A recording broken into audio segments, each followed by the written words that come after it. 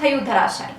અબડાસા તાલુકાના સુથરી ગામે આદમભાઈ સુમરા નામના ખેડૂતના ખેતરમાં પવનચક્કીના મહાકાય પાંખડો પડતા ભયનો માહોલ સર્જાયો હતો।